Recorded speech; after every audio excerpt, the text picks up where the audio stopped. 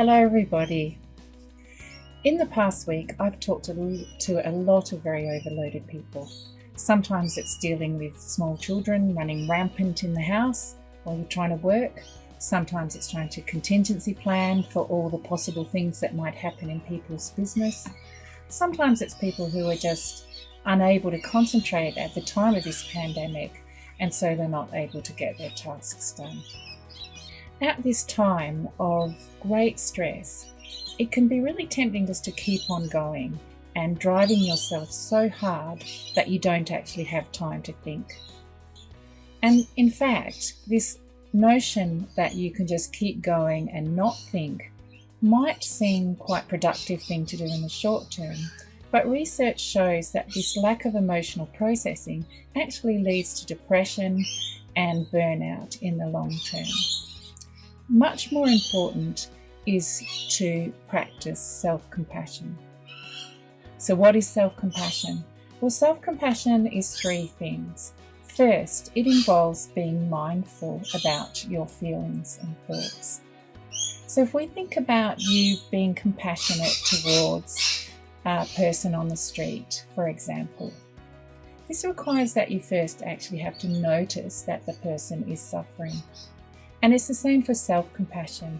You first need to actually notice that you are suffering. I'm feeling sad, or I'm feeling preoccupied, or I'm feeling overwhelmed. And if you are open and accepting of these thoughts and feelings, then you're much better able to process them in the long term.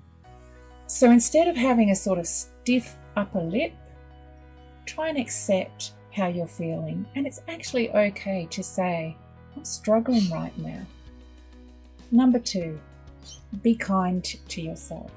So if you had a friend come over on the weekend, for example, and the friend says to you, look, the family's driving me nuts and I can't deal with all the work pressure, would you say to your friend, hey, toughen up, mate, we've all got it difficult right now?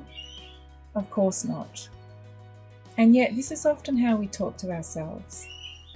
So my advice to you is to treat yourself in the same way that you would treat a good friend. Care for yourself. So one of the things you might do in that spirit is let things go a little bit. If the house is a mess, if you're not really on par with your performance yet, don't judge yourself too harshly. Number 3, accept your humanness. Recognize that all of us are somewhat imperfect people. And the fact that you might not be coping brilliantly right now doesn't make you weak. It just makes you human. All of us are struggling in our own different ways to deal with the situation that we find ourselves in. And maybe if you talk to people and share your feelings, you can understand this broader humanity. Self-compassion is not weakness. In fact, research shows that the more that you have self-compassion, the stronger you are, the more resilient you are in the face of adversity. Another confusion is that people often think that self-compassion is selfishness.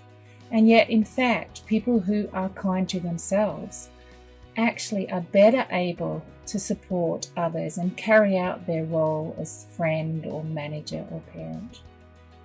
So in the face of all this adversity, in the face of this tough time, take a little moment to pause and check in on you. Ask yourself, am I okay? And then, importantly, be kind to you.